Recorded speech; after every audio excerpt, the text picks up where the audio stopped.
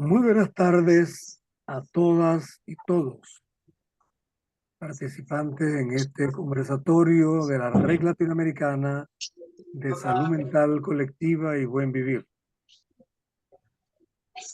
Ya son 3 años que venimos realizando estos conversatorios y por supuesto el próximo año continuaremos el último jueves de cada mes en marcha hacia nuestro tercer congreso de la red, que se realizará en Argentina en julio, en Brasil en julio del próximo año.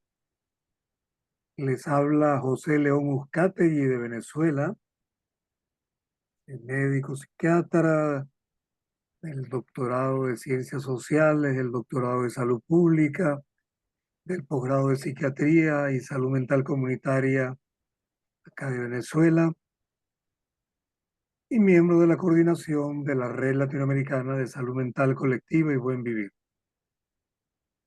En el día de hoy, como hemos anunciado, tenemos este conversatorio como una actividad final de este año y a propósito de la conmemoración de los 40 años de la Asociación Latinoamericana de Medicina Social y Salud Colectiva. Hemos titulado, a propósito de la conmemoración de los 40 años, los retos de la salud mental colectiva en Latinoamérica, en los 40 años de Alames. Latinoamérica, nuestra Ayla Yala. Venimos planteando en estos años, con la creación de la red, una perspectiva que nos hemos asumido y forma parte de este conversatorio con lo que hemos denominado las 7 Ds, en la lucha por la desmanicomialización, la despsiquiatrización, la desmedicalización, la desbiologización, la desmercantilización, la descolonización y la despatriarcalización.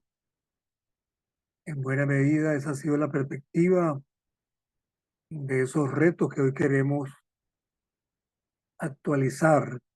¿Qué se nos plantea en los próximos años desde lo que desde Alames venimos intentando construir colectivamente? Hemos venido trabajando a nivel de 12 países con grupos, organizaciones, movimientos sociales, a nivel comunitario, en territorio, dictando el curso que quizás algunos de ustedes ya hemos tenido más de 2.000 participantes, aunque al final el grupo que culmina el curso ha sido mucho más reducido, planteando con las herramientas de la medicina social, la epidemiología crítica y comunitaria, el pensamiento indígena ancestral, el pensamiento decolonial y el pensamiento complejo, con las herramientas de la educación popular, la investigación, acción participativa y la epidemiología comunitaria. Muy diversas experiencias que cada mes venimos también presentando en estos conversatorios. Estamos ya iniciando los eventos preparatorios en cada uno de nuestros países para nuestro tercer congreso, y este conversatorio nos permite, aspiramos a hacer varios conversatorios sobre el tema, dada la importancia y la magnitud de estos retos que nos planteamos. No está de más en nuestra red hermana, la Red de Salud Mental Latinoamericana y Caribeña de Derechos Humanos y Salud Mental, algunas consignas que desde allí se han planteado a propósito de quienes padecen un sufrimiento psíquico consignas como nada de nosotros sin nosotros. De cerca nadie es normal. No es lo mismo ser loco que loca. No es trastorno mental, es violencia patriarcal. No a la patologización de las infancias. Los niños no son peligrosos, están en peligro. Acompañe, no castigue. Internados e internadas más por pobres que por locos o locas. Toda escucha es política. La libertad es terapéutica. Bien, nos pueden seguir en nuestras redes. Ahora mismo colocaremos allí en el chat quienes quieran sumarse a nuestro grupo de WhatsApp, donde ya hay más de 300 participantes de 11 países de nuestra Asia Yala. Tenemos en Facebook una página, una fanpage, y tenemos un grupo con este mismo nombre, Grupo Latinoamericano de Salud Mental Colectiva y Buen Vivir. Igualmente en YouTube nos pueden ubicar con ese nombre, Salud Mental Colectiva y Buen Vivir. Hay más de 30 videos que hemos ido compilando de estos 3 años en actividad. Igualmente en Instagram. Bien, sin más, tenemos hoy 3 invitados especiales, estelares, para tratar el tema de los retos que se nos presentan desde la salud mental colectiva y buen vivir. César Castellanos de República Dominicana, Agustín Barúa de Paraguay, Alicia Tolkiner de Argentina. Vamos a comenzar con César Castellanos. César es psicólogo y psicopedagogo con posgrado en neuropsicología del desarrollo y en ciencias de la complejidad y del pensamiento complejo, con una maestría en psicoterapia sistémica, otra en sexualidad humana, con un doctorado en neurociencia cognitiva, consultor de organismos internacionales, ONGs, grupos comunitarios, activistas de derechos humanos en más de 20 países, tanto de América Latina, del Caribe, de África, y está a tiempo completo en clínica, en investigación y docencia universitaria estos últimos 30 años. Actualmente es el director ejecutivo del Instituto Dominicano para el Estudio de la Salud Integral y la Psicología Aplicada y es miembro de nuestra coordinación de la Red Latinoamericana y Caribeña de Salud Mental Colectiva y Buen Vivir. César, tienes la palabra. Bien, muchas gracias, José. Ahí te voy a pedir el favor de estar pendiente de cuando hayan compañeros en la sala de espera para poder dejarles entrar. Yo he estado haciendo pasar algunos, pero ahora no voy a poder hasta que por lo menos termine la presentación en los próximos 15 minutos. Bueno, aprovechando un poco el tiempo. Fundamentalmente, la idea es poder pensar en algunos aspectos desafiantes frente a la necesidad de repensar algunas cosas en la salud mental colectiva latinoamericana. Ese es el mandato. En ese sentido,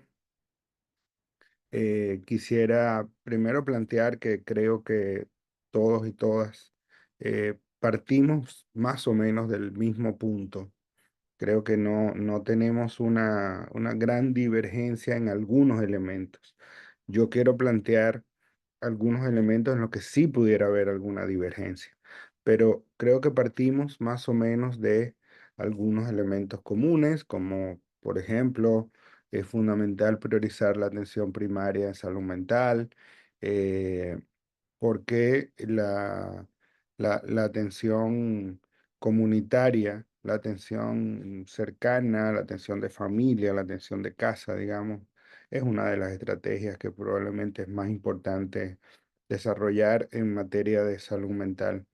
Eh, no sé si partimos desde este mismo punto de vista, pero pienso que hay una pobreza de pensamiento innovador en salud pública entre los expertos en salud mental. Hay una suerte de retórica que ya tiene 50 años, 60 años y no cambia, es más o menos la misma. Y creo que la realidad ha ido cambiando muchísimo y los desafíos han ido cambiando muchísimo y hemos tratado de estar metiendo la realidad en viejos estancos que donde probablemente ya no cabe. Creo que otro elemento como punto de partida es que hay una gran concentración de recursos que se mantiene en los países que han desarrollado procesos de reforma psiquiátrica, que han cerrado los manicomios, los hospitales psiquiátricos, pero igual, digamos, el modelo no ha cambiado y sigue siendo manicomial sin manicomios.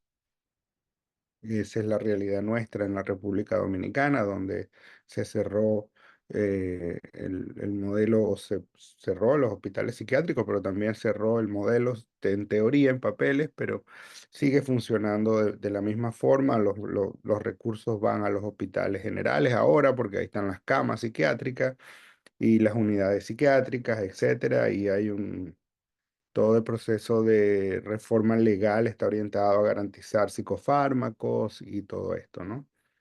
El gasto farmacéutico excesivo y el asistencialismo, ¿no? Uno de los principales riesgos en la atención psiquiátrica y de servicios sociales, este asistencialismo, que, bueno, básicamente es como una especie de parcho para las carencias del sistema, donde de alguna manera el derecho a la salud se pierde y comienza a ser una especie de dádiva, ¿no? Que recibe de alguna organización religiosa, ONG, y en algunos casos oficial, pero en el marco siempre de una suerte de, no dentro de una lógica de política pública, digamos así. En ese sentido, creo que hay también un cierto consenso en la necesidad de superar el modelo prevalente, es decir, la necesidad de una nueva caja de herramientas conceptuales y prácticas. Eh, la salud mental no puede ser entendida por el simple hecho o como el simple hecho de dar consulta fuera del hospital, ¿no? Sino que es necesario repensar las estrategias de trabajo.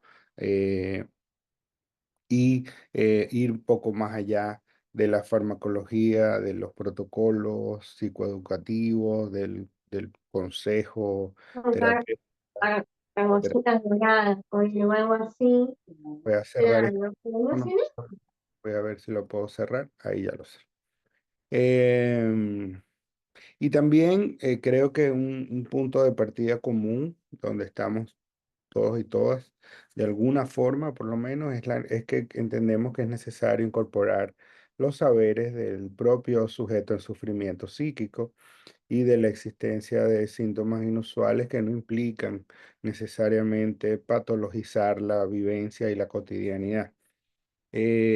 Partiendo desde ahí, digamos, desde estos elementos probablemente comunes y que tienen que ver con pensar en un modelo donde el saber profesional se nutra dialógicamente de cada persona y de la experticia en primera persona, y donde la lógica del acompañamiento, donde sea necesario, sea, ¿verdad?, lo prevalente, con un trato de respeto a la diversidad de género, etnia, cultura, donde predomine la prudencia, donde se establezcan límites en lugar de normas y donde se estimule la responsabilidad, la libertad de escoger y de ser responsable, el desempeño frente a la pasividad.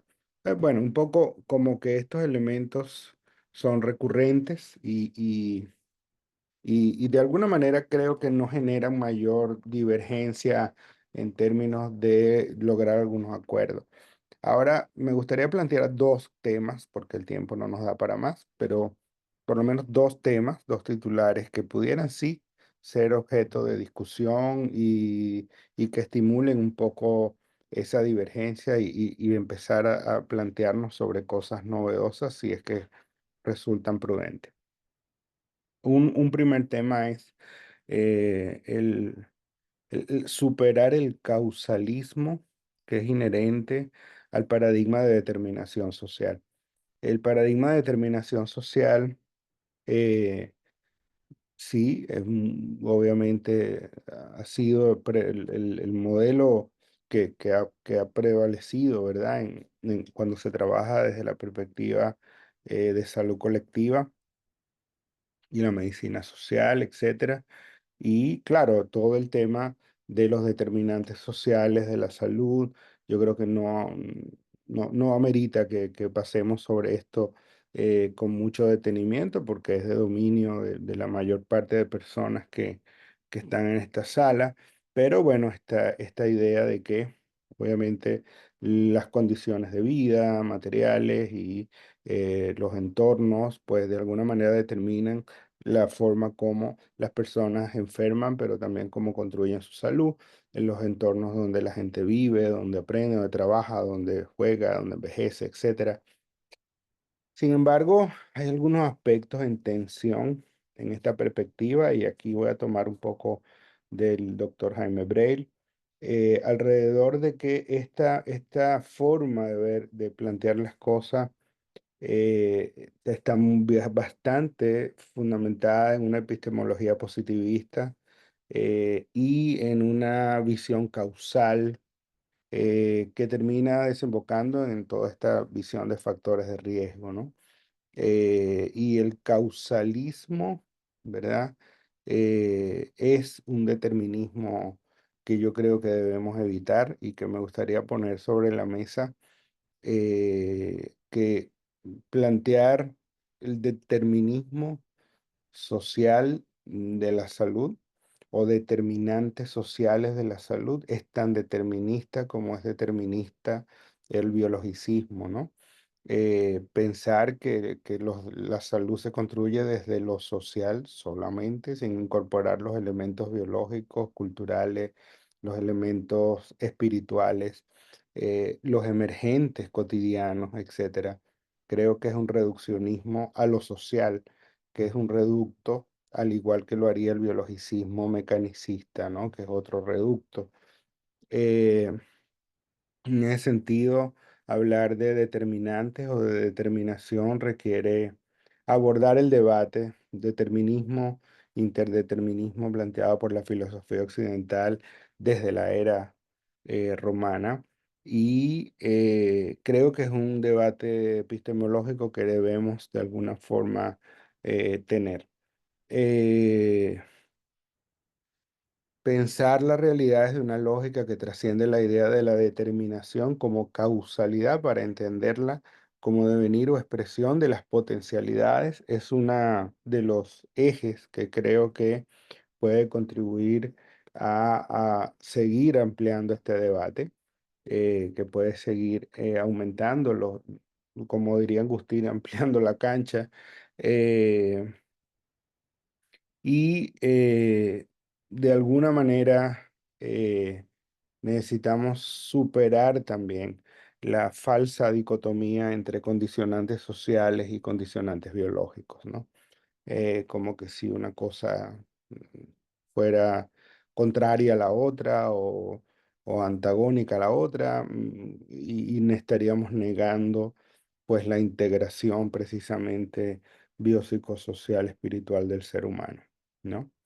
En ese sentido, la salud mental comunitaria exige un abordaje transdisciplinario. Transdisciplinario va mucho más allá de multidisciplinario y de interdisciplinario, sino donde lo transdisciplinario tiene que ver con organización de varias disciplinas en torno a un único paradigma teórico para organizar el conocimiento en un nuevo nivel epistemológico que trasciende la conjunción de conocimientos e integra saberes, tanto académicos como populares, como los míticos, como los religiosos, etcétera. Y en ese mismo orden, entiendo que es importante plantearse la posibilidad de pensar en esto desde digámoslo, las dinámicas propias que se dan en los fenómenos que no pueden ser reducidos a una explicación determinista o causal. Y este tipo de fenómenos, como son los fenómenos sociales, como es el fenómeno propiamente de la salud mental, de las relaciones entre individuos, de las relaciones de pareja, de las relaciones familiares, de las relaciones comunitarias, etcétera, se mueven en una dinámica de orden y desorden que implica no solamente un nuevo vocabulario para investigarlo, sino nuevas formas de investigarlo, nuevos métodos para investigarlo, nuevas maneras de entender la investigación. Porque además este tipo de fenómenos son autoorganizados, emergentes, y por tanto no causados. Y esto ya establece una ruptura epistemológica que creo que obviamente en este 15 minutos no podemos abordar, pero sí me gustaría dejarlo planteado, porque digamos la característica de que constantemente está en cambio, en constante construcción, momento a momento, impide que podamos usar categorías de análisis o categorías de estudio que congelan, por decirlo así, una imagen para ser estudiada en lugar de poder estudiar esto en movimiento propiamente dicho, ¿no? Pero eso implicaría aceptar la incertidumbre, aceptar que no puede ser controlado, que no es predecible y una serie de características propias de este tipo de fenómenos, donde entonces pues habría que repensar lo patológico, lo psicopatológico, las crisis en el área de salud mental, para pensarlo de otra manera, ¿no? Igualmente, reconceptualizar aspectos que tienen que ver con las dinámicas de cercanía y distancia, eh, lo afectivo, lo racional en el marco de los vínculos, de la cotidianidad, conceptos como alteridad, solidaridad, cómo se pueden repensar ahora desde perspectivas como estas en la salud mental colectiva, entender o incorporar por ejemplo, las categorías de fractalidad de los procesos psicológicos en las dinámicas interactuantes entre sujetos, entre parejas, entre familias, entre comunidades, o por ejemplo, cómo incorporar conceptos como lo hologramático en la comprensión de estos fenómenos comunitarios desde la salud mental, temas como la autonomía, la dependencia, la relación con lo ecológico. Todo esto yo creo que debe empezar a nutrir de alguna manera el debate y la construcción de una forma de ir entendiendo la salud mental colectiva desde un punto distinto ahora, no necesariamente negando lo existente en términos conceptuales, sino ampliándolo desde ahí, ¿no? Eh, Muy bien. Avanzo un poquito con esto porque el tiempo es muy cruel, pero creo que es muy importante poder estimular la formación de los nuevos profesionales y de las personas que están vinculadas al tema de salud mental, eh, una mirada sistémico compleja, alejado de la búsqueda de causas, alejado del miedo a lo anormal, alejado de la patologización de la vida cotidiana, alejado del reduccionismo y del determinismo desde donde venga, ¿no? Venga desde el determinismo social o desde el determinismo biológico o desde el determinismo espiritual, etcétera, comprendiendo lo dialógico entre lo biológico, social, emocional como parte integral del ser humano, ¿no? En el poco tiempo que me queda, quiero por lo menos plantear la idea de lo que considero como una necesidad en el campo de la salud mental colectiva, búsqueda de alternativas epistémicas e ideológicas que superen la dicotomía entre capitalismo y socialismo, dada que lucen como modelos bastante agotados ambos para dar respuesta a las problemáticas de la vida moderna, de los contextos actuales, de las dinámicas propias que se dan actualmente en la sociedad.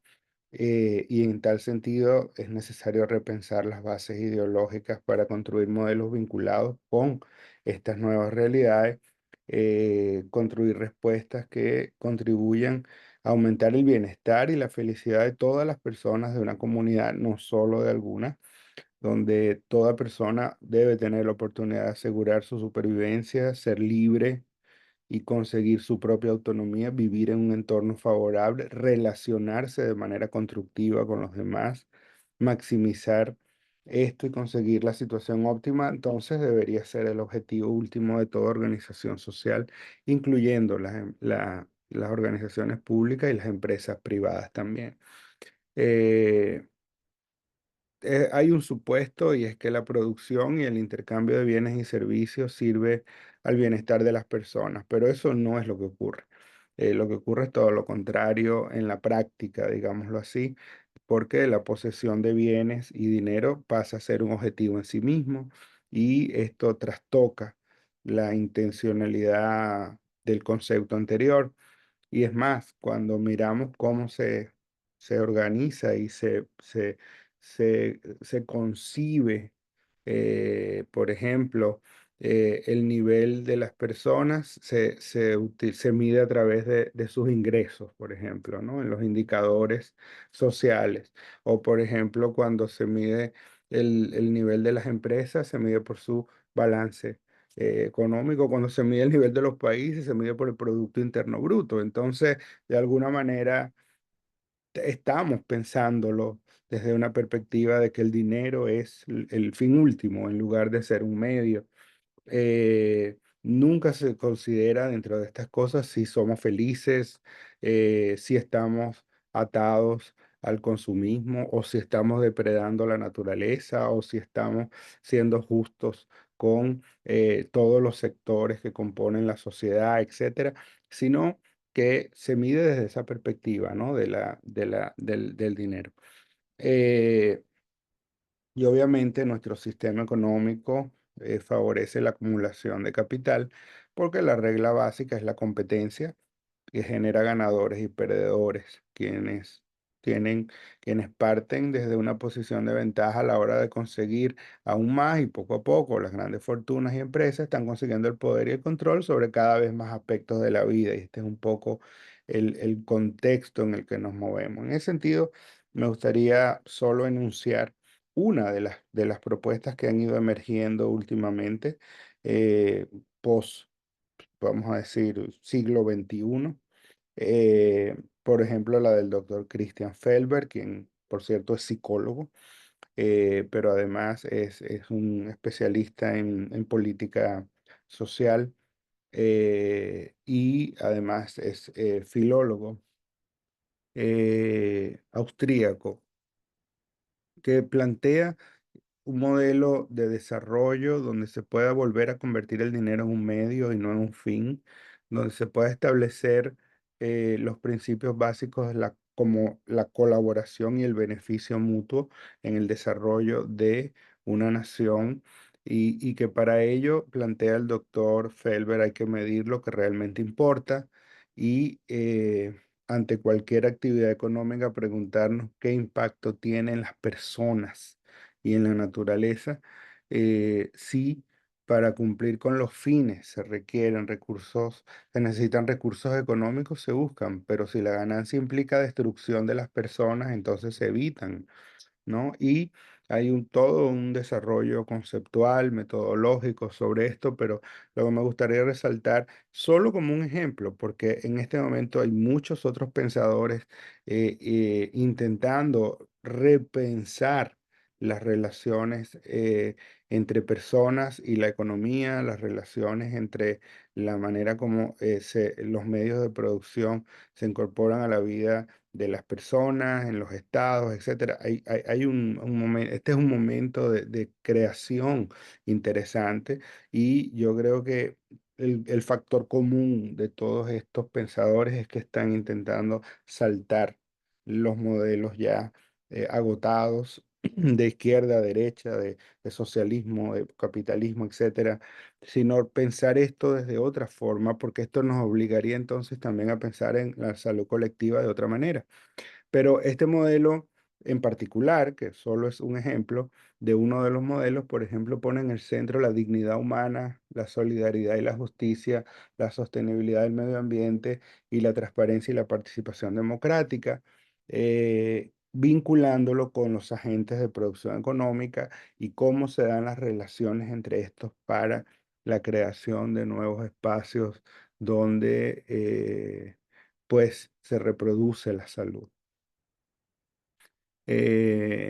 Bueno, en ese sentido, indicadores de este modelo llamado de bienestar común, eh, eh, comienza a pensar, por ejemplo, que no solamente el Producto Interno Bruto de un país es importante a tomar en cuenta, sino si ese país está en guerra o es objeto de una guerra, si hay un modelo de gobernanza autoritarista o democrática, si se sobreexplota el medio ambiente, si se violan los derechos humanos de sectores de la sociedad, si hay desigualdades importantes en la participación en las tomas de decisiones entre los ciudadanos y en ese sentido, cómo se puede estimular a que los sectores productivos trabajen en favor de mejorar estos indicadores alrededor de la equidad de género, la sostenibilidad ecológica, etcétera. Como cierre de este breve, mm, vamos a decir, recorrido, entonces me gustaría decir que es necesario construir un abordaje que supere el determinismo, no solo biológico, sino también social, y que incorpore la comprensión del ser humano desde sus condicionantes sociales, biológicas, culturales, espirituales, etcétera, que es necesario concebir con probablemente condicionamientos sociales, pero no determinantes sociales, que pueden obviamente influenciar en la construcción de la salud y de la enfermedad. Que el modelo conceptual de los fenómenos complejos es una alternativa para repensar la salud mental colectiva desde una mirada transdisciplinaria, y que el modelo conceptual de la economía del bien común puede ser una alternativa para pensar en los condicionantes socioeconómicos de la salud mental colectiva. Y no pude entrar en esta temática, pero la necesidad de rescatar los conocimientos y cosmovisiones de pueblos originarios pudiera ayudar a construir nuevas miradas epistemológicas y sigue siendo una tarea pendiente entre nosotros como grupo. Muchas gracias. Lo voy a dejar aquí. Muchísimas gracias, César, por tus reflexiones realmente interesantes, valiosas en estos retos que se plantea la salud mental colectiva a propósito de los 40 años de Alames. Mm, Alguien pudiera, exagerando pedagógicamente, decir que tu presentación plantea repensarlo todo, repensar inclusive lo que desde la medicina social y la salud colectiva hemos venido repensando. En tu conclusión claramente se sintetiza en superar el determinismo, incluyendo la determinación social y planteando los condicionamientos sociales como una propuesta. Y bueno, sin duda que tiene que ver con lo que ha sido la base de nuestra reflexión desde la salud mental colectiva y el buen vivir, incorporar el pensamiento complejo y la cosmovisión de los pueblos originarios. Extraordinario, bien interesante. El tiempo es nuestro verdugo. Continuamos entonces vamos a dar para el final la ronda de preguntas e intervenciones. Agradecemos a todos los participantes que coloquen en el chat su nombre y país por razones de seguridad, debido a lo que nos ha ocurrido en otros momentos de los conversatorios de hackeo. Tenemos ahora a Agustín Barúa de Paraguay. Él es médico de la Universidad Nacional de la Asunción de Paraguay, psiquiatra de atención primaria en salud de La Habana, de Cuba, del Instituto Superior de Ciencias Médicas, con una maestría en antropología social de la Universidad Católica de la Asunción, psicodramatista, el grupo psicodramático de Asunción, de prácticas colaborativas y dialógicas, de psicoterapia en la Clínica Placera, investigador y docente de la Universidad Nacional del Pilar y mucho más. Ha publicado libros, pertenece directa a diversas organizaciones y colectivas, y en particular a la coordinación general de nuestra red de salud mental colectiva y buen vivir. Pero el tiempo nos obliga a hacer una presentación muy breve y le damos la palabra a Agustín. Gracias, Gracias por chiquito. acompañarnos. Solo te pido que me avises puntualmente cuando sea en punto porque me tengo que retirar por una superposición de actividades. Voy a hablar y voy a hablar quizá un poquito rápido porque quiero desarrollar todo el planteo. Mi planteo es el siguiente, ¿no? Este título, la salud mental colectiva y la salud mental comunitaria en diálogo, ¿no? ¿Se puede? ¿No se puede? ¿Cómo? Creo que ha habido un giro de la salud mental a la salud mental colectiva, ¿no? De lo individual, obviamente, a lo colectivo, del lucro derecho a la idea de derecho, de una mirada ahistórica a una mirada histórica y contextual, de una mirada médico-céntrica a una mirada interdisciplinaria o transdisciplinaria, como decía recién César, de una mirada centrada en lo biológico, centrada en lo psicológico, a una mirada integral y compleja, o de una mirada neocolonial a una que problematice lo colonial, ¿no? Este movimiento me hace pensar que la relación entre la salud mental colectiva y la comunitaria, más que un giro, pudiera ser una conversación, ¿no? Yo ahora me quiero detener en el elemento porque yo vengo de la tradición de la salud mental comunitaria, me siento casi un invasor acá en clave de salud mental colectiva, pero tengo esta tesis no de la necesaria conversación. Ahora quiero introducir algunos elementos conceptuales de la salud mental comunitaria, ¿no? Primero esta discusión, ¿no? Venimos nosotros de la discusión del manicomialismo psiquiátrico, de la salud mental colectiva y ahora de la salud mental comunitaria. Ahora, lo manicomial sabemos que no se restringe solamente al hospital psiquiátrico, a los monovalentes. Pueden darse esta lógica de manicomios vecinales, ¿no? Donde el lazo social se centra en la desconfianza y el castigo. Vengo yo de una experiencia, de un paradigma que le llamamos el desencuadrado, desencuadrate, que tiene cuatro patas. Lo pensamos así, la pata de la libertad, la pata de los cuidados, la pata de la diversidad psíquica y la pata de la comunidad, ¿no? Esta pata de la comunidad apuesta fuertemente a lo cotidiano próximo, a los encuentros y a las presencias, ¿no? Voy a seguir complejizando esta idea de lo comunitario, ¿no?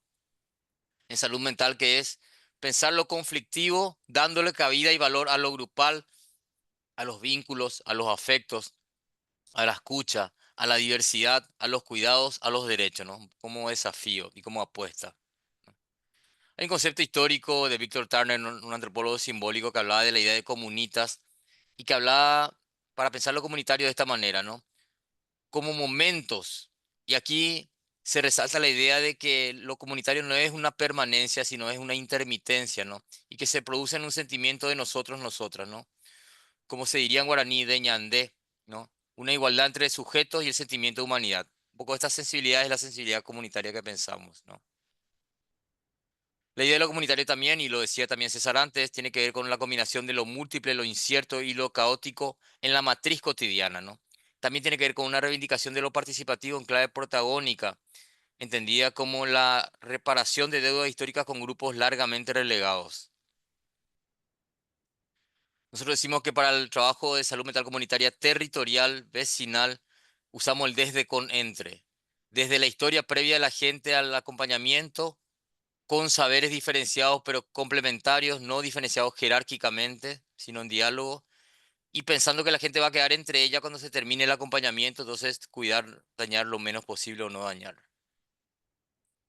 Y un último elemento conceptual que me gustaría dejar en la salud mental comunitaria es la idea de la relación entre lo comunitario y lo carnavalesco, ¿no?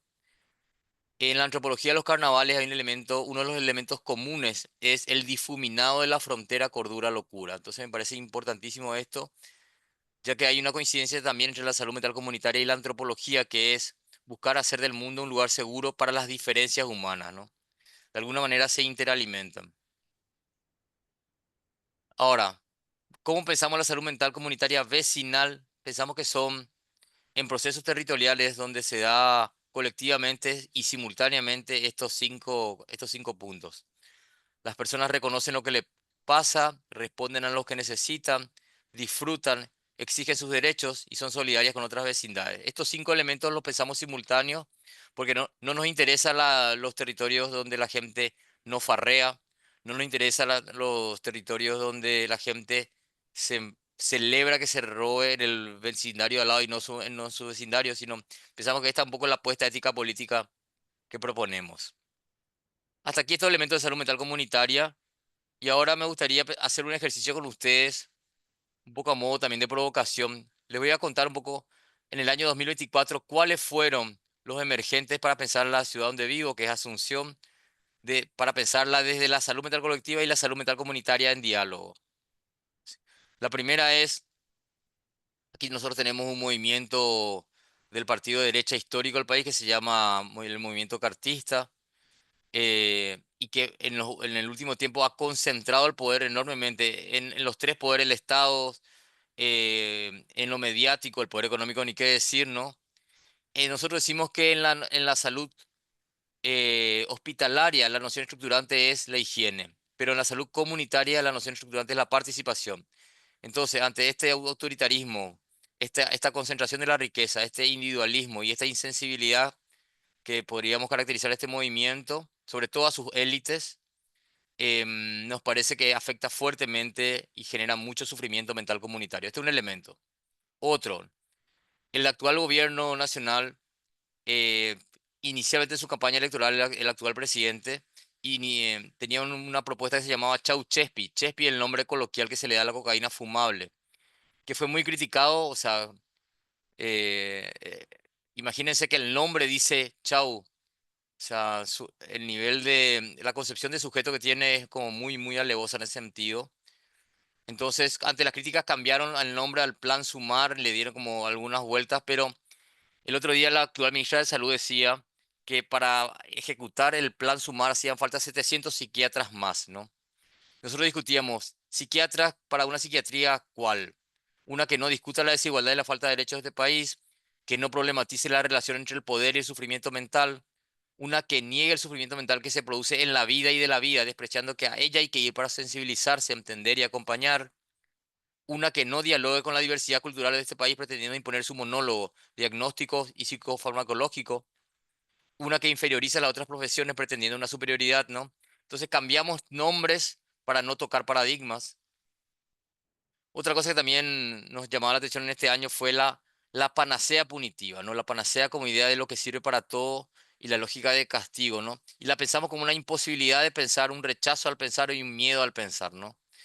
Hubo dos situaciones en ese sentido que se dieron aquí que generaron respuestas punitivistas, ¿no? Fuertemente punitivistas en Asunción. Entonces me gustó mucho lo que decía un compañero argentino el otro día, traía esta idea, ¿no? Sin proyecto no hay ley. O sea, si las generaciones jóvenes no tienen de hecho un proyecto de vida, si se sienten cagados, van a cagar. Entonces me parece demasiado importante como esta cuestión para comprender los malestares de época de las generaciones jóvenes, ¿no?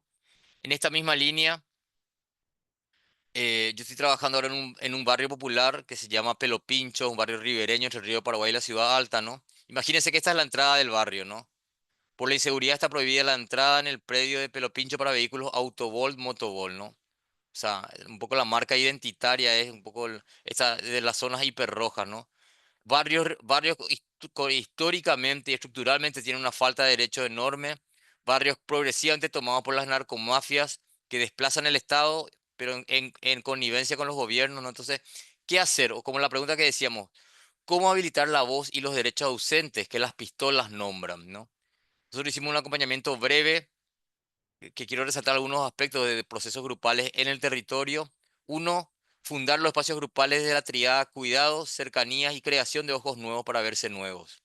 Otra es la construcción grupal de frases brújulas que hablen de la apuesta política como un grupal, ¿no? Otro elemento importante es trabajar los miedos comunitarios para la tarea en territorios que están atravesados por las realidades narco-mafiosas, ¿no?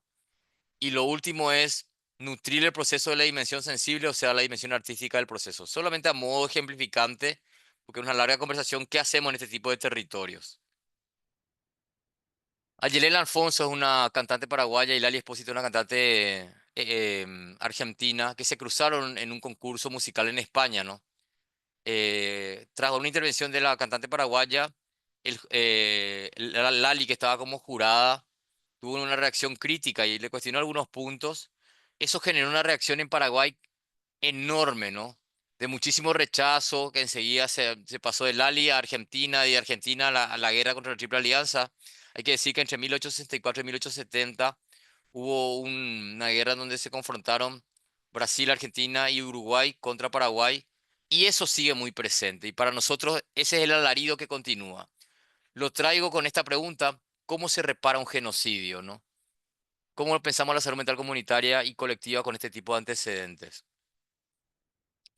También me parece un elemento importante este año el tema de la memoria histórica, ¿no? Fue condenado a 30 años uno de los principales torturadores de la dictadura estronista, que en este momento tiene 88 años. Es la segunda condena por terrorismo de Estado que tenemos en Paraguay, de este perfil, ¿no? Estos son luchadores contra la dictadura estronista que están en la foto después del juicio, ¿no?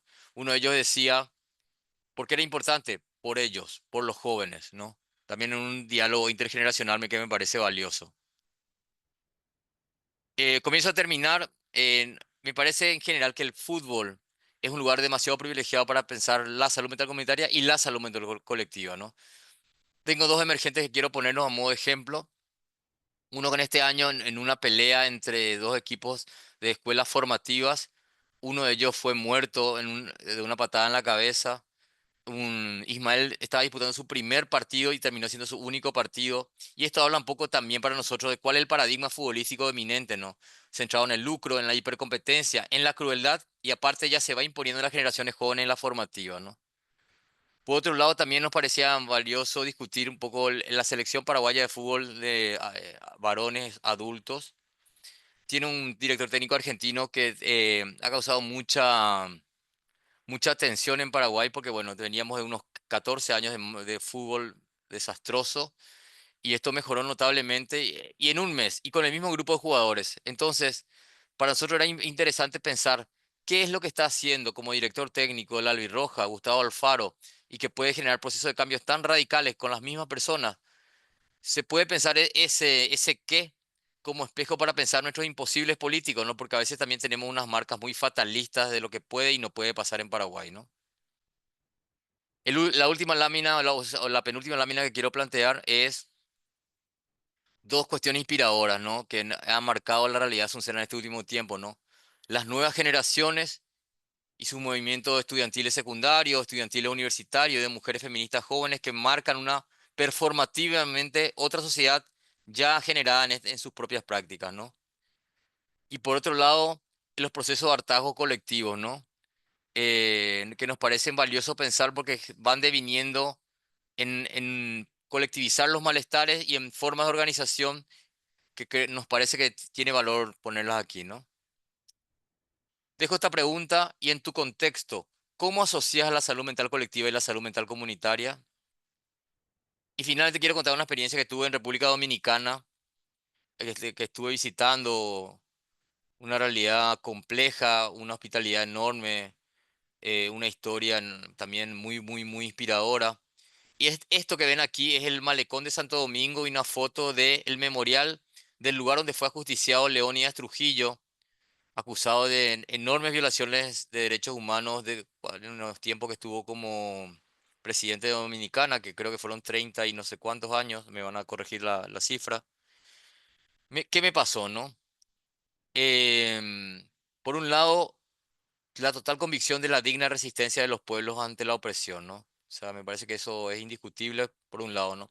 Pero a la vez también me pregunté mucho por nuestra contemporaneidad, ¿no? En estos tiempos hiperbelicistas, no voy a listar todos los conflictos que están abiertos en Haití, en Ucrania, en Gaza, eh, pero me parece demasiado importante pensar cómo podemos apuntar de la salud mental colectiva y comunitaria a estas conflictividades, ¿no?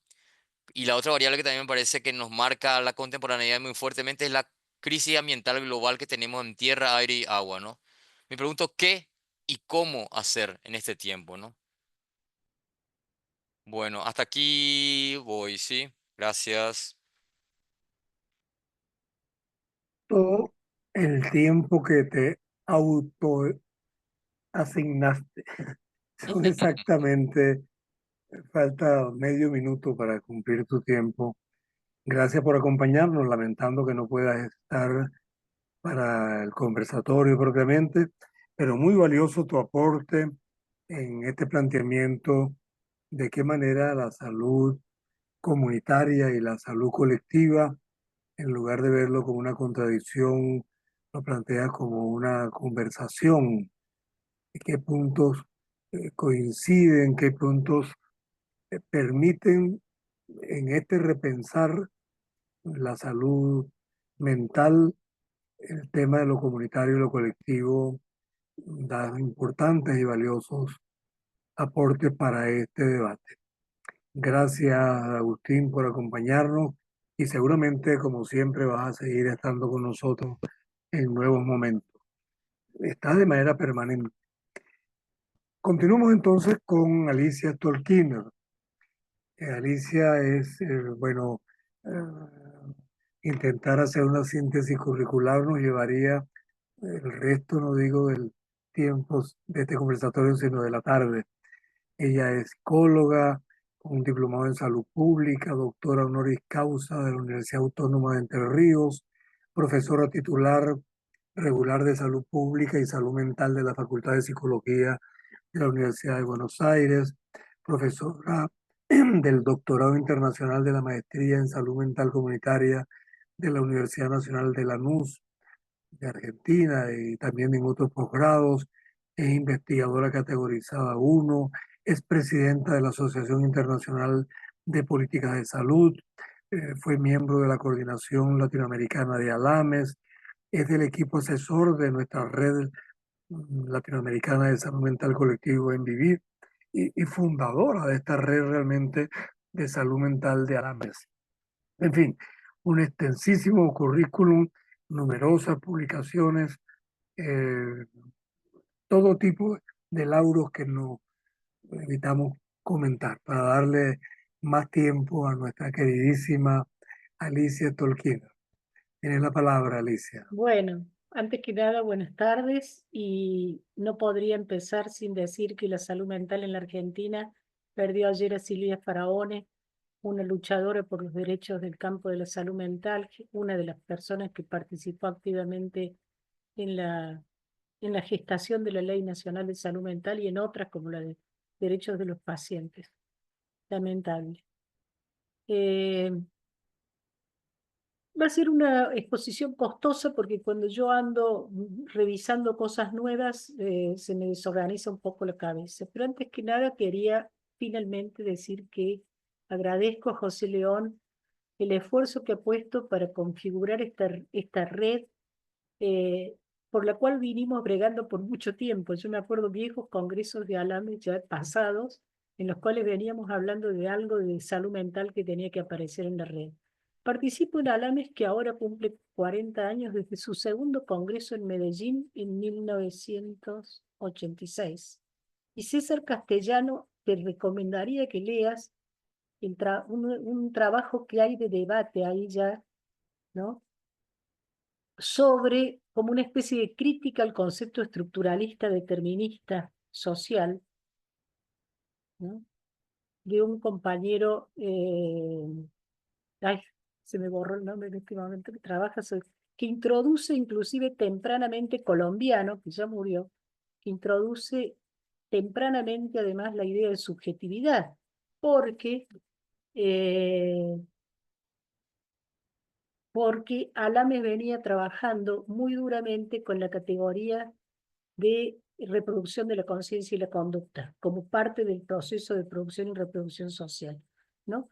Entonces, no voy a repetir acá una historia de cómo fuimos tratando de incorporar la cuestión, aunar la cuestión de salud mental con el pensamiento médico-social, salud colectiva latinoamericano, que en realidad han tenido desarrollos por momentos paralelos. Creo que Brasil es uno de los ejemplos de que hubo como una especie de desarrollo paralelo en algún momento entre salud mental, a partir de sus primeras experiencias antimanicomiales, digamos, y por otro lado, del desarrollo de la salud colectiva, el SUS, etcétera, ¿no? Pero sí quiero hacer una especial mención a esta cuestión de la capacidad de la Asociación Latinoamericana de Medicina Social de ir transformándose teóricamente, de irse transformando también reflexivamente, no exclusivamente desde ámbitos académicos, debates académicos, ni mucho menos, sino sobre la aparición de determinados movimientos sociales que pusieron en escena debates y reflexiones teóricas, ontológicas y epistemológicas, ¿no?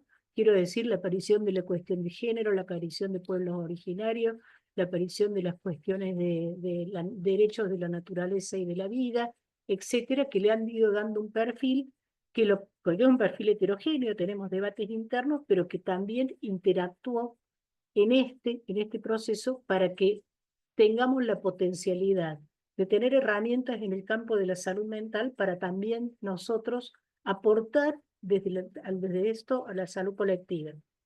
La definición de proceso de salud, enfermedad, atención, cuidado, que hemos arribado, creo, en el proceso de ir agregándole categorías, ¿no? Agregándole categorías a la definición, ¿no es cierto? Creo que ahí ya se borra de cualquier manera una idea, por ejemplo, de predominio, de antagonismo entre lo biológico y lo social. Nosotros pensamos, cuando pensamos en términos de subjetividad y pensamos en términos de singularidad, nosotros pensamos que lo singular se compone de la materia, ahí está lo holográfico que decía César, ¿no? Se compone de la materia de lo genérico. Pero esto no quiere decir que lo singular no tenga una característica única, ¿no es cierto? Una epidemia de suicidios en la crisis del 30 no explica la dimensión singular de aquella persona que tomó esa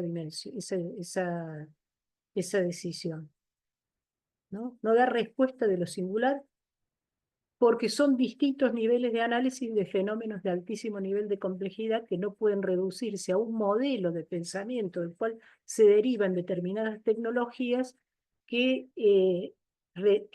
tiende a la producción y cuantificación en términos de causa-efecto, en lugar de pensar en términos de complejidad. Vuelvo ahora a lo que quería referirme, ¿no?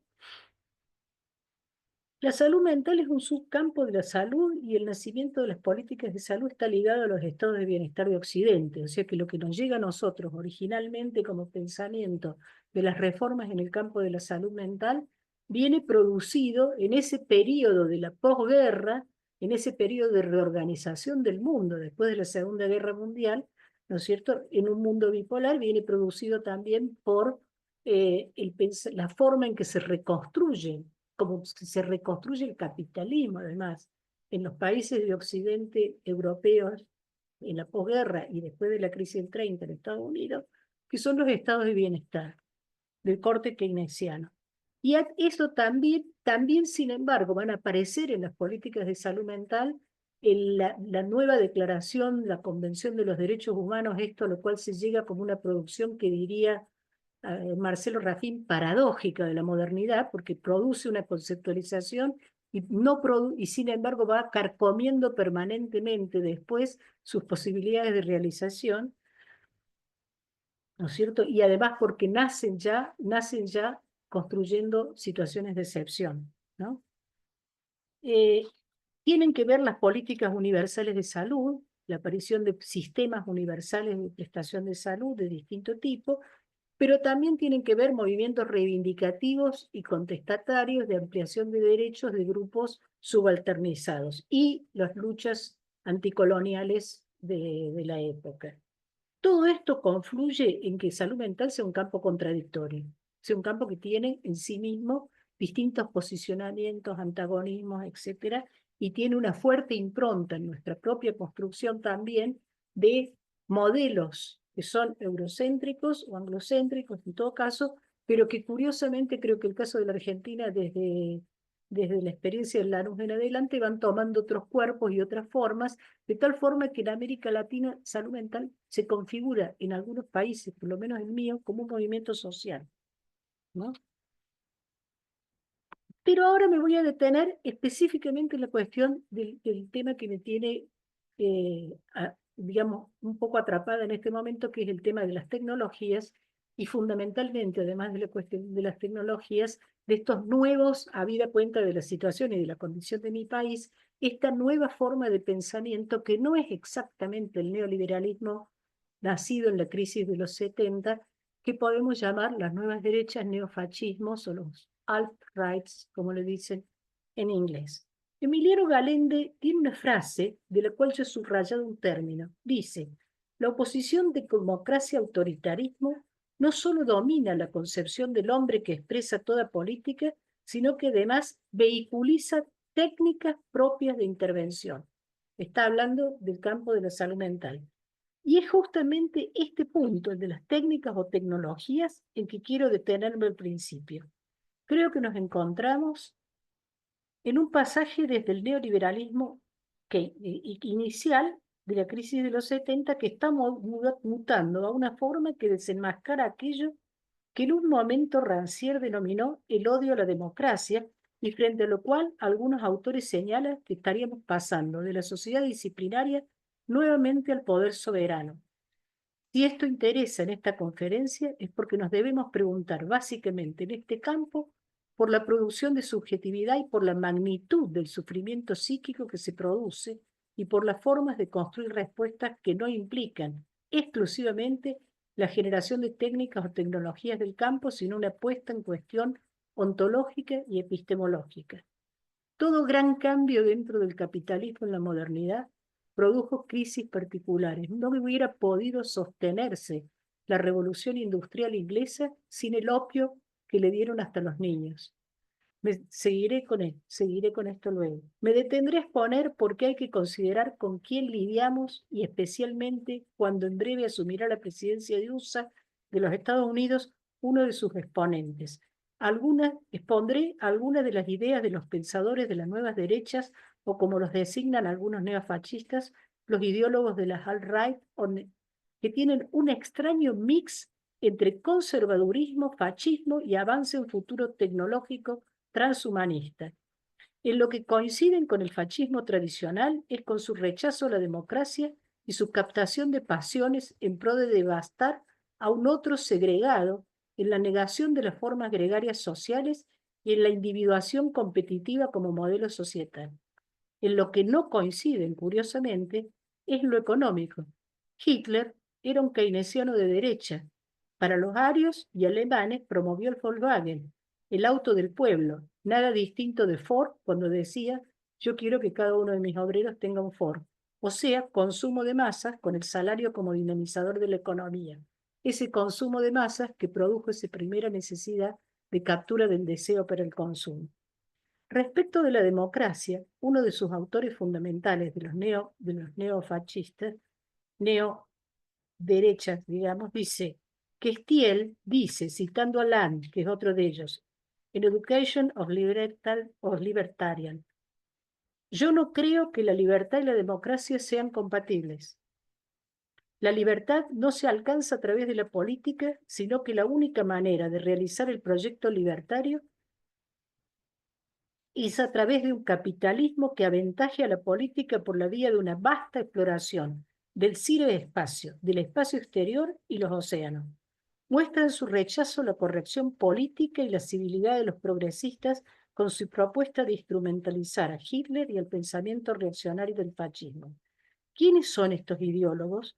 No vienen de las academias, y él es un capitalista de riesgo que ha financiado algunas de las principales compañías tech. Moldum es el desarrollador del sistema operativo Urbi, usado por la alt-right, y podría seguir si no fuera que tenemos el ejemplo más claro en el superstar, ahora situado directamente en el poder en Estados Unidos, Elon Musk, cuya fortuna supera la deuda externa de Chile. Vengo pensando el tema y me detengo en este breve punteo por la que la actual revolución tecnológica implica en sí una nueva producción de subjetividad, en el sentido social y singular, y hacia la comprensión de nuestro campo de trabajo. Además, vienen de una apuesta financiera feroz. Debo decir que en mi país decimos pimberos, son jugadores y apostadores a corto plazo. Thiel afirma, la inteligencia artificial fuerte es como un billete de lotería cósmico. Si ganamos, obtenemos la utopía. Si perdemos, Skynet nos borra del planeta. Skynet es la inteligencia artificial de la película Terminator. Nuestro presidente en Argentina y Bolsonaro en Brasil son seguidores de este modelo en versión caricaturesca, pero no por ello menos riesgosa. Debemos pensar nuestras propias herramientas para oponernos, y estas están en cómo, sin renunciar, en bloque a lo que produjo la modernidad, podamos incorporar otras cosmovisiones que tienen otras técnicas, como plantea Chukwi, pensar en términos de tecnodiversidad. La tecnología hegemónica no es un universal antropológico. El autor se pregunta, ¿qué aportes pueden hacer una cosmovisión amazónica, confuciana o maya? ¿Dónde entran las tecnologías milenarias de la India, de China, de los náhuatl, los mapuches, los pueblos del Amazonas, los africanos, las que nos permitan desviarnos del eje temporal global sin que esto implique caer en el tradicionalismo? Este creo que es un punto fundamental. No se trata de una vuelta atrás. No se trata de una vuelta a la tradición perdida ni un mundo que es irrecuperable. Se trata de una apertura de diálogos interculturales que además rescaten aquello rescatable que produjo la modernidad. No existe un patrón tecnológico universal. La tecnología no es un universal antropológico. Hay multiplicidad de cosmotécnicas con sus respectivas historias. En su proyecto transmoderno, Enrique Dussel enfatiza el diálogo transversal entre culturas diferentes como condición para crear lazos de solidaridad que incluyan y respeten la alteridad. No se trata de unificar, se trata de confluir sosteniendo la posibilidad de la alteridad. Pero habría que avanzar un paso más de la crítica al eurocentrismo y al poder colonial. Debemos reconocer que ese sesgo ontológico y epistemológico solo triunfa porque se realizan tecnologías y que necesitan ser interrogadas y transformadas desde el punto de vista de las cosmotécnicas. Volveré ahora sobre la raíz del sufrimiento psíquico en esta época con una hipótesis y riesgos potenciales. El escenario actual muestra una concentración inédita, no voy a decir nada nuevo, concentración de la riqueza socialmente producida en cada vez menos manos, deterioro de las formas democráticas subordinadas a los poderes corporativos, reordenamiento en conflicto de la geopolítica, riesgo inédito de guerra, en situaciones de guerra permanente, millones de personas que se desplazan ante el incremento de la pobreza, las guerras y el desequilibrio de la relación de lo humano con la naturaleza, con su efecto de catástrofes climáticas y pandemias. Otra de sus facetas es el efecto de la introducción de las nuevas tecnologías en todas las escalas de los vínculos y la vida. Está puesta al servicio de la acumulación a una costa de la vida que junto con la naturaleza es colocada en el lugar de un recurso. Todo lazo social resulta subordinado a la lógica de lo mercantil, cuya esencia, como sabemos, es hacer aparecer como relaciones entre cosas lo que son relaciones entre personas. La mercantilización de todas las esferas de la vida y la financiarización extrema, que es una ilusión, es la producción de dinero con dinero, sin que medie trabajo vivo. De que es posible producir dinero con dinero sin mediar trabajo vivo, encubre la apropiación misma de formas novedosas y viejas de trabajo remunerado y no remunerado. No obstante, El derrumbe de lo establecido y el momento de transición habilitan la revisión de teorías y supuestos, puesta en cuestión que no nace de los claustros, sino que impacta en ellos desde cambios y movimientos sociales y convoca a romper reduccionismos y dualismos, descentramientos que llegan inclusive para algunos autores a centrar el zoocentrismo, digamos. Y resuena una necesidad de que ciencia y tecnología abonen a modelos sociales donde se priorice una ética del cuidado y de la vida. Quizá ante la propuesta actual del proceso destructivo haya que, como diría Walter Benjamin, poner el freno de emergencia. La oportunidad que se presenta es que estos descentramientos y develamientos acompañen las propuestas, las herramientas teóricas y las tecnologías que antagonicen con las tendencias a las que hemos llamado la cultura de la voracidad. Melanie Klein define la voracidad como un deseo vehemente, impetuoso e insaciable que excede lo que el sujeto necesita y lo que el objeto es capaz y está dispuesto a dar. La finalidad primordial de la voracidad es vaciar por completo. La contracara del avance destructivo es la resistencia que se manifiesta en diversas formas.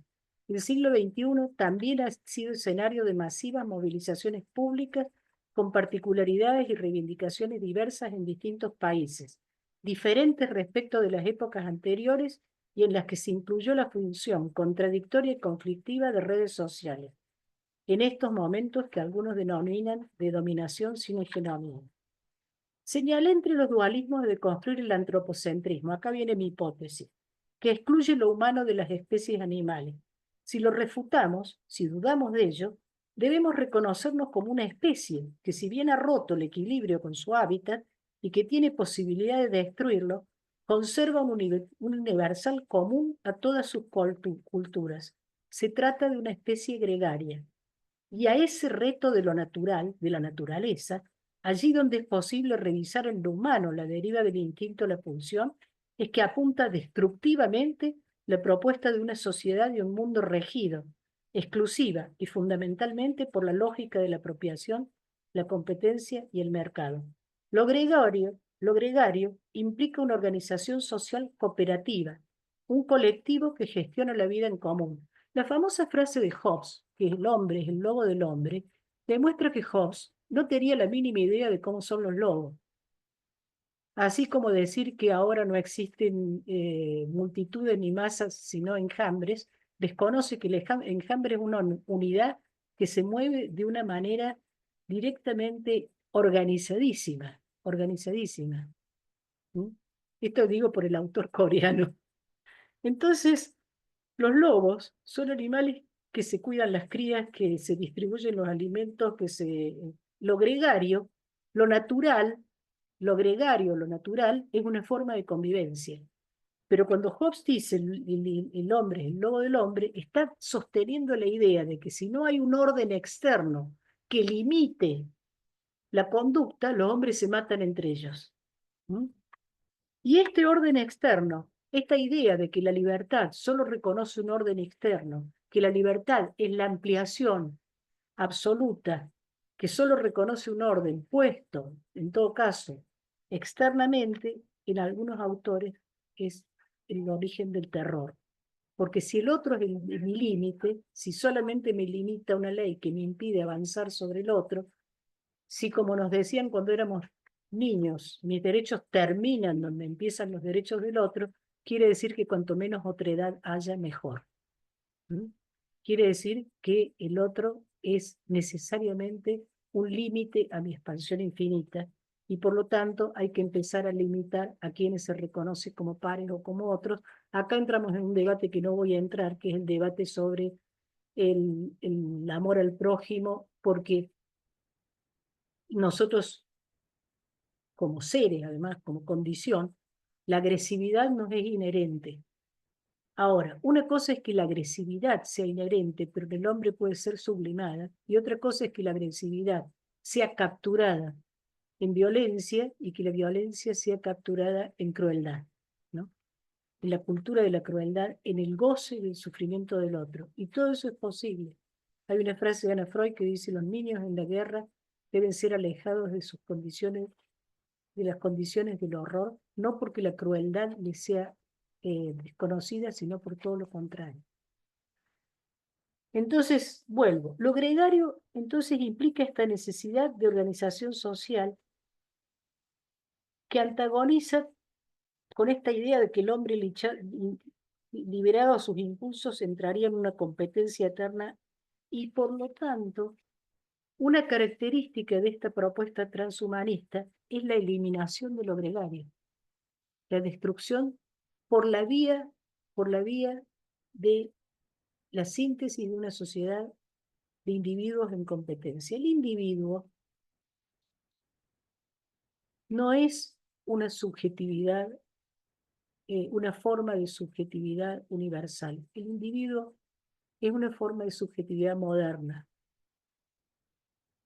De hecho, ¿no es cierto?, no había firma de autor en el medioevo. La firma de autor aparece y la perspectiva en la imagen y la presencia del autor dentro de la imagen aparece en el medioevo. Por poner un ejemplo. Ahora bien, como especie gregaria que ha sobrepasado la barrera de lo instintivo, son posibles formas diversas de lo gregario humano. Una de ellas es la que aparece en la psicología de las masas, en Freud, la homogenización de la identificación colectiva al líder idealizado, combinada con la deriva de la hostilidad hacia un distinto, diverso, destruible, objetivable. Esa forma de gregariedad que Freud analiza con el trasfondo del nazismo y la referencia a Le Bon no es, sin embargo, universal. En el siglo XXI, este modelo intenta redituarse, pero contiene contradicciones internas. Necesita de posiciones neoconservadoras, la vuelta a las tradiciones androcéntricas, patriarcales y racistas para recuperar un modelo de naturalización del sometimiento basado en el rechazo e inclusive el odio a lo que se excluye y derivar a lo privado, doméstico o mercado, cuidados y responsabilidades sociales y comunes. Por otro lado, aspira a una sociedad de individuos en una carrera voraz de competencia entre sí, librados a la capacidad, sin solidaridad, amparo frente al que se fragiliza o no encaja. Esto obviamente en el campo de la salud mental es catastrófico. El resultado no puede sino derivar en la ruptura de la gregariedad.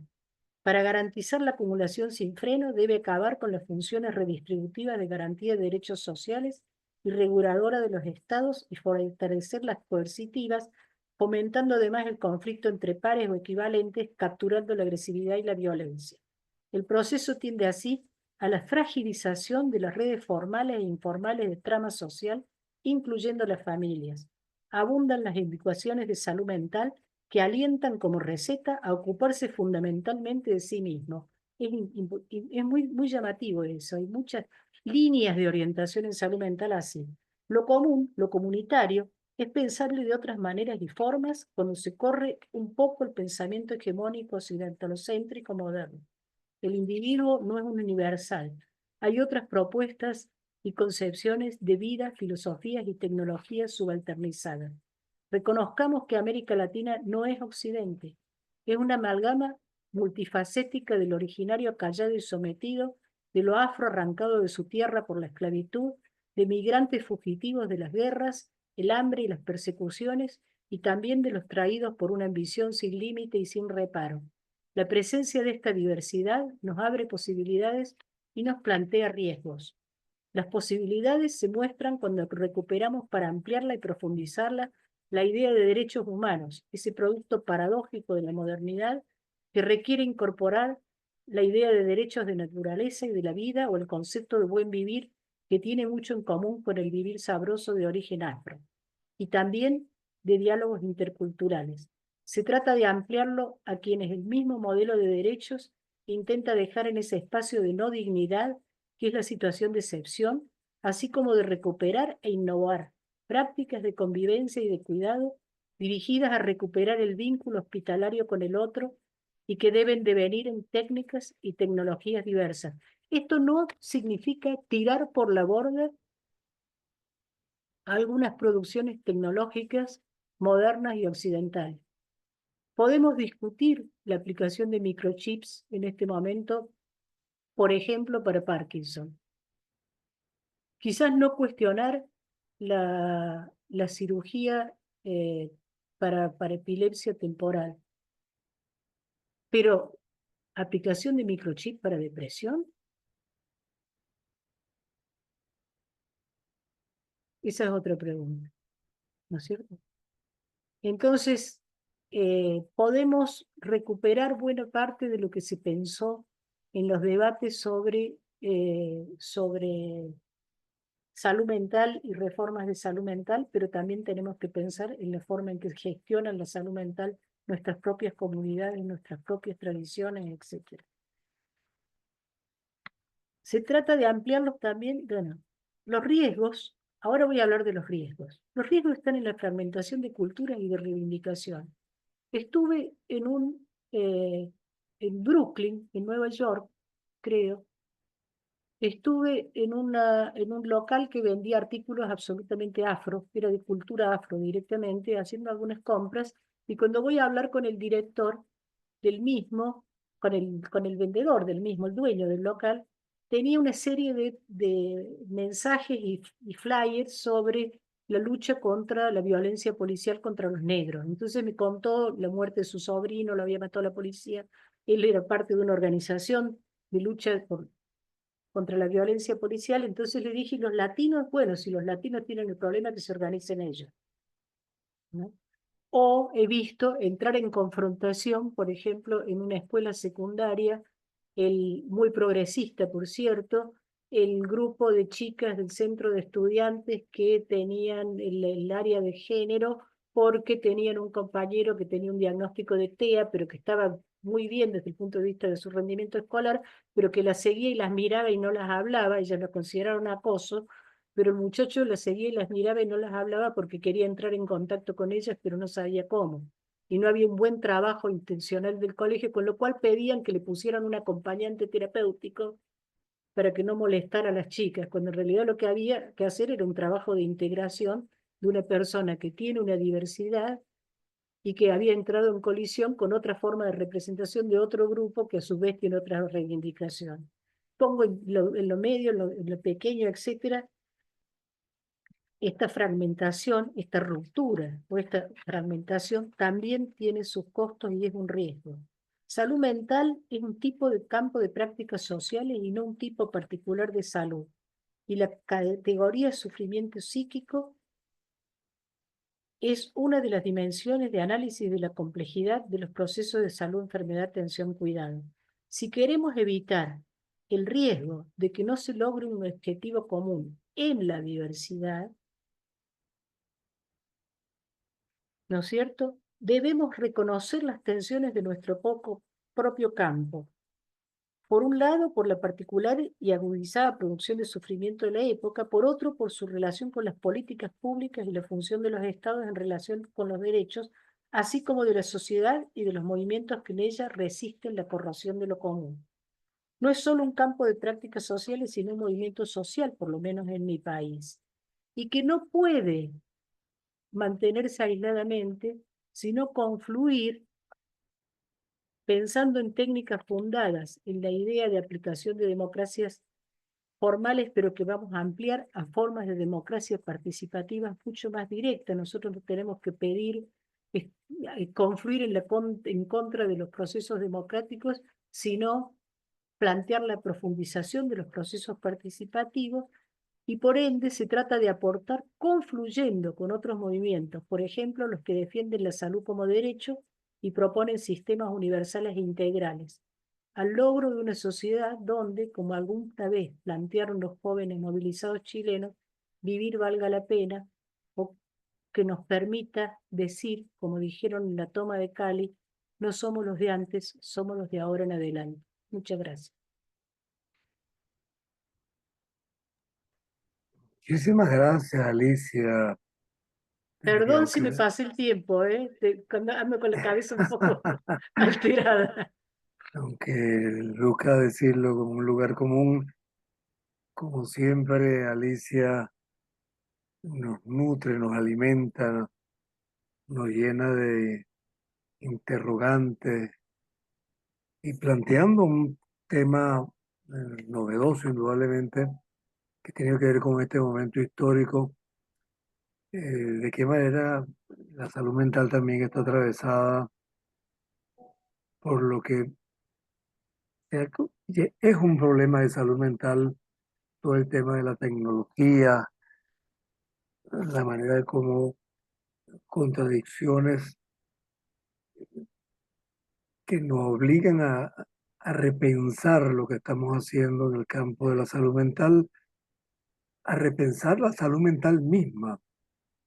Brillante la intervención de Alicia. Allí queda, informamos que este conversatorio, como los anteriores, va a quedar grabado y lo vamos a tener a disposición en nuestro canal de YouTube, Salud Mental Colectiva y Buen Vivir. Bueno, vamos a dar la palabra a nuestros participantes. Pueden hacerlo escribiendo la comentario, la pregunta a cada uno de los expositores en el chat o interviniendo, pidiendo la palabra o tomando la palabra para que hagamos una primera ronda de preguntas y si el tiempo nos lo permite, que ya nos empieza a amenazar, nos quedan unos 20 minutos máximo para este conversatorio.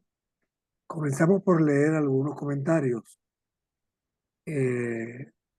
América Patricia Fernández dice: excelente punto de vista, profesor Castellanos.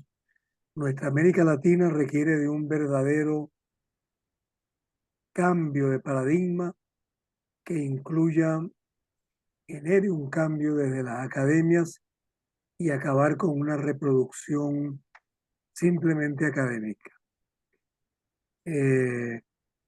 Comentamos que hay participantes de Venezuela, Dominicana, Argentina, Colombia, Paraguay, Uruguay, Chile. Dice Romina Ojeda: leer a Alicia Tolkien fue lo mejor de este año. Pensar en el otro contexto que atraviesa nuestro país. Patricia Fernández: profesionales que hablan desde la experiencia y no encuadrado solamente la teoría. La realidad de la salud mental sobrepasa hoy día lo que dicen los libros.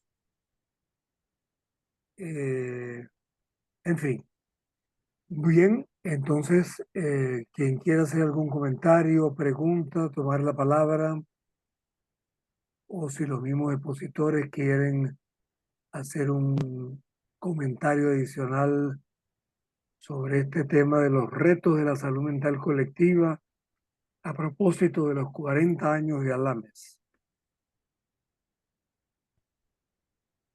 Sí, haría un comentario que dejé pasar, pero por una problemática que es de salud mental y geopolítica simultáneamente, que es el problema de los consumos de sustancias ilegales.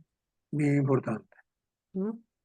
Porque la guerra contra el narcotráfico, la guerra contra la droga, transformada en guerra contra el narcotráfico, que inició Nixon en 1981 y que tiene una larga historia,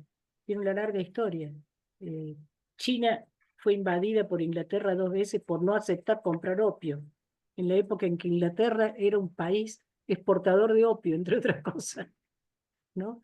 Y según este autor, ahí se inicia la invasión tecnológica china tan tempranamente, con esas dos invasiones. Pero al margen de esto, la cantidad de dinero la tenía marcada en un texto que guardé acá. Los cientos de miles de millones de dólares que se han gastado en la guerra contra el narcotráfico, la más fracasada de las guerras, y que el único resultado que han tenido es que en los últimos años la principal causa de muerte de los jóvenes en Estados Unidos es el consumo de fentanilo, que además es una sustancia que nació en un laboratorio medicinal, no nació. Entonces, hay una red geopolítica donde el narcotráfico, la guerra contra el narcotráfico confluyen como un deterioro, confluyen a partir de este soporte de la ilegalidad con el deterioro también de las vidas comunitarias, de los vínculos comunitarios, la corrupción de los gobiernos, y obviamente terminan en un casamiento, podríamos decir, virtuoso con el capital en general, entre otros, con el capital financiero, ¿no? Tienen que ver con las propuestas de dolarización de las economías, tienen que ver con el pedido que ya está apareciendo en mi país de que el ejército intervenga en el interior tenga capacidad de intervención en la vida civil, etcétera. Entonces, tenemos un trabajo muy importante justamente en mantener la cuestión de los consumos en el terreno de la salud y no en el terreno de lo punitivo, que en mi país eso está agarrado con alambre por una acordada de la Corte Suprema, y tenemos también una profunda revisión, plantearnos una profunda revisión porque las sustancias han existido siempre, los pueblos originarios han convivido con ellas desde siempre, pero no en cualquier momento producen muerte y consumos adictivos. Se necesita un momento particular para ello, ¿no? Y creo que eso es lo que querría decir. Vengo trabajando también esta temática, la venimos trabajando.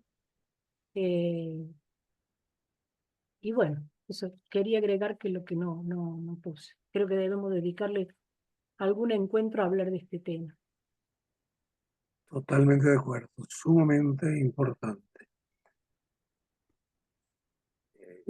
Destacan asuntos también que son tareas pendientes de retos que plantea la salud mental colectiva en cada una de las áreas, en el terreno de la formación de talento humano, la necesidad de...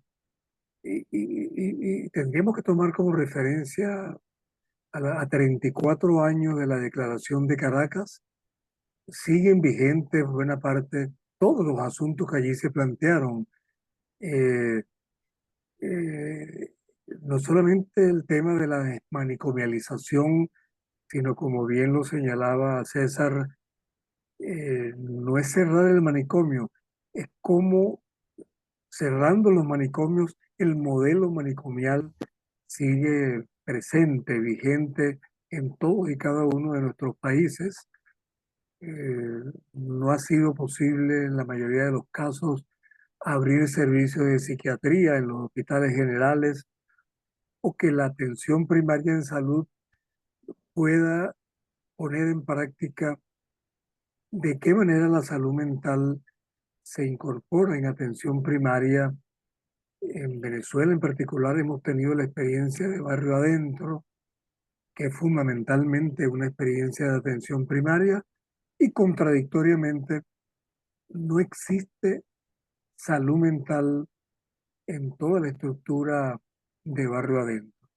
O la necesidad y la importancia de la reforma de los estudios de psiquiatría, de psicología y de otras carreras, porque ese es otro elemento importante. Salud mental no es tarea solo y en buena medida fundamentalmente de psiquiatras y psicólogos. Los psiquiatras se forman en enfermedad mental, no en salud mental.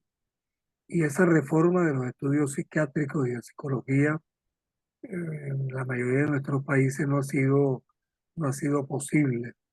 En fin, estos retos de la salud mental colectiva en Latinoamérica siguen vigentes la mayor parte de los retos y asuntos que nos hemos planteado durante estos 34 años después de la Declaración de Caracas. Bueno, le damos la palabra pues entonces a nuestros participantes, comentarios, propuestas, preguntas. José León, un comentario que es para César, de lo que me olvidé. El texto se llama Estructura y proceso en la conceptualización de la enfermedad. Es de Alberto Vasco Uribe, colombiano. Él hace una ruptura con una posición fuertemente estructuralista que había dentro de Alames. Es una conferencia que él da en el Taller Latinoamericano de Medicina Social en Medellín, Colombia, julio 27 de 1987. Si me escribiste, lo mando porque lo tenemos escaneado. Eso, me Me gustaría. parece que me encantaría que lo revises, porque además es una persona importante, interesante, del pensamiento de Alames, que lamentablemente falleció bastante joven. Y sin duda Vasco Uribe fue de los referentes desde los comienzos del pensamiento de la medicina social. Por acá, Mercedes Barrios nos dice, desde Argentina les escribo, dejo un interrogante. ¿Por qué hay tan poco presupuesto económico para la salud mental?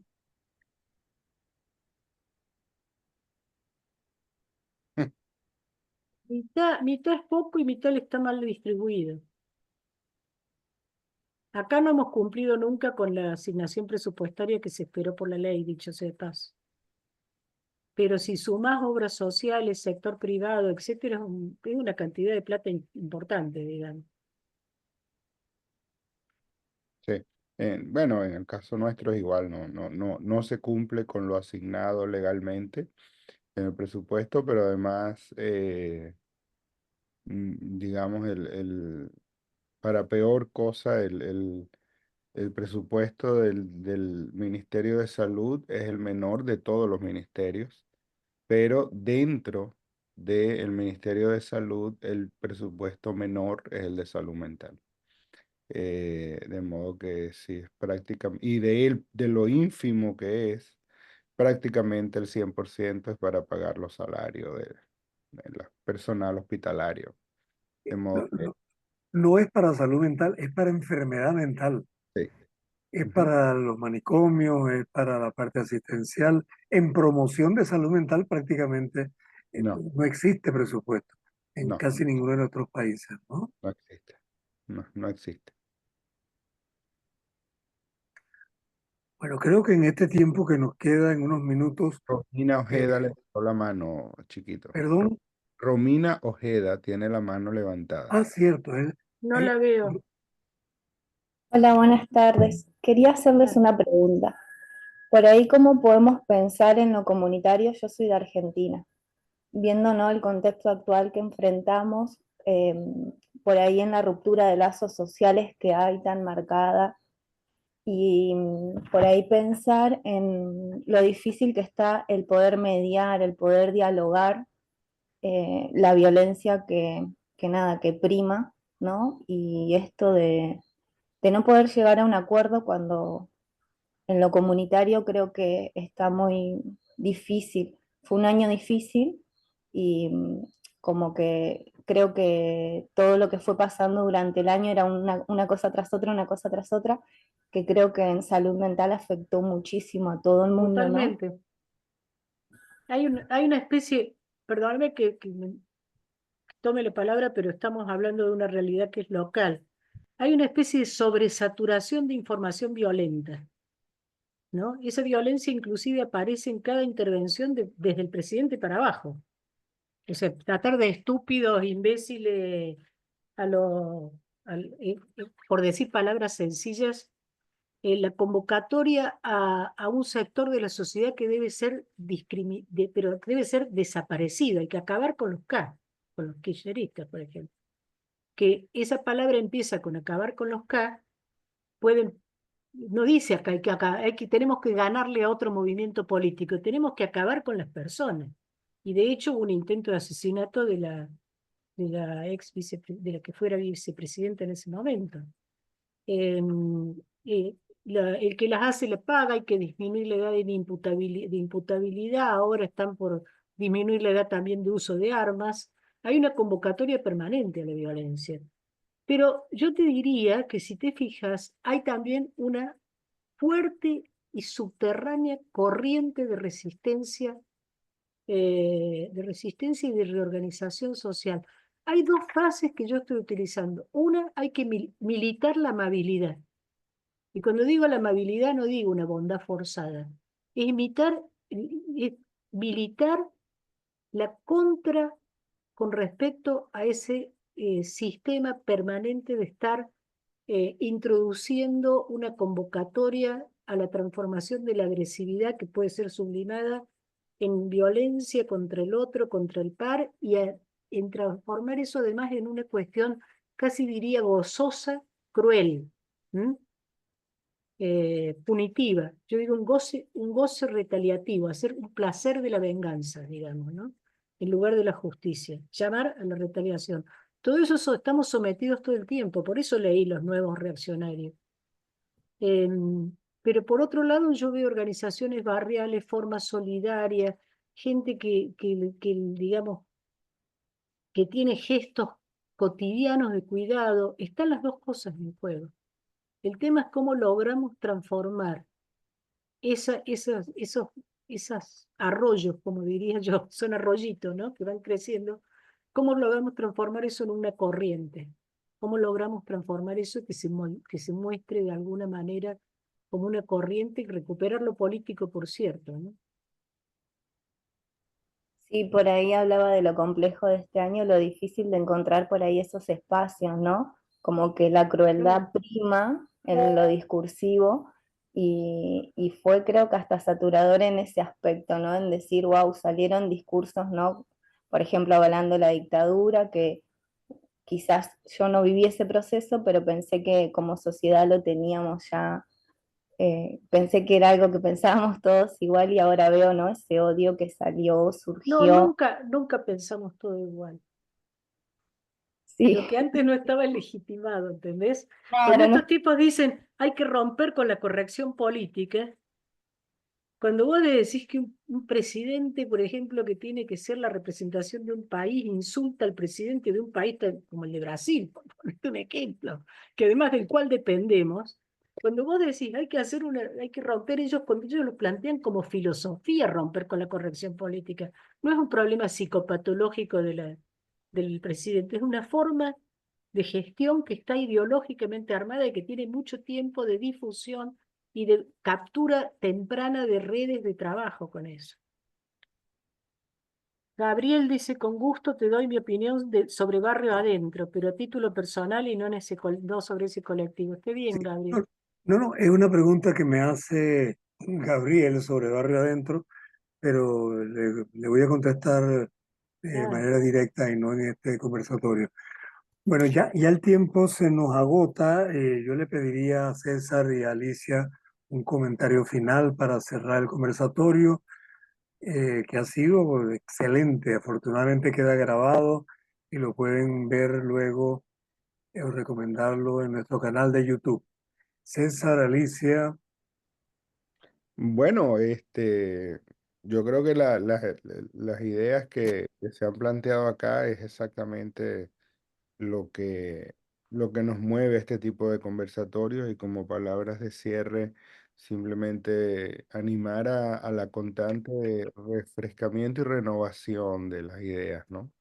Eh, yo creo que la construcción de nuevas maneras de abordar la realidad ha de hacerse desde lo que tenemos, no en contra de lo que tenemos y lo que nos ha traído hasta acá, sino desde lo que tenemos y los puntos de acuerdo que hemos logrado, desde los puntos que nos unen, ir construyendo nuevas formas, pero definitivamente no quedarnos en la comodidad de lo conocido, sino ir repensando las cosas, porque precisamente una de las consecuencias de eh, de esta tecnología hipersónica que estamos viviendo es que la realidad ha ido cambiando ante nuestros ojos y las formas de vincularse las personas han ido cambiando ante nosotros.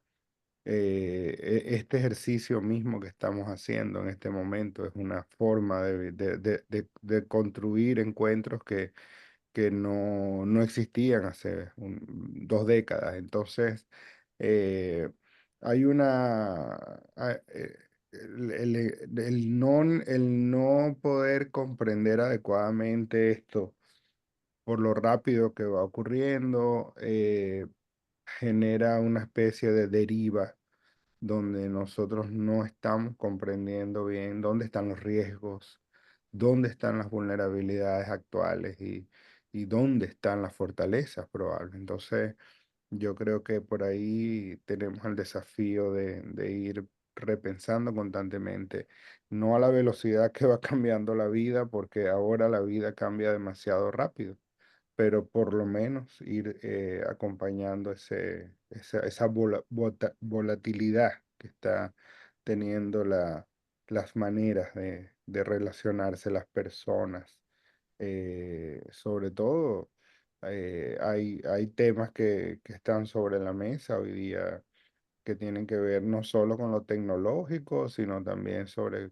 cómo las maneras de relacionarse, de aprender, las maneras de las parejas interactuar, nuevas formas, todos los temas de género, todos los temas de nuevas expresiones de género.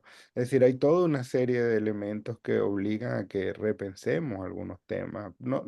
Como abordajes, ¿no? Como cómo le vamos a ¿cómo vamos a mirar estas cosas? ¿Y qué instrumentos vamos a usar para mirar estas cosas? Entonces, es como un desafío constante, ¿no? Y la invitación es a eso, a que nos mantengamos en constante reflexión sobre estos temas. Alicia, con broche de oro, No sé si con broche de oro. Yo creo que nos estamos jugando el futuro, ¿no? Creo que además necesariamente tiene que haber un recambio generacional, y creo que las generaciones nuevas van a tener que construir y revisar más allá de lo que nosotros quizás podemos revisar, ¿no?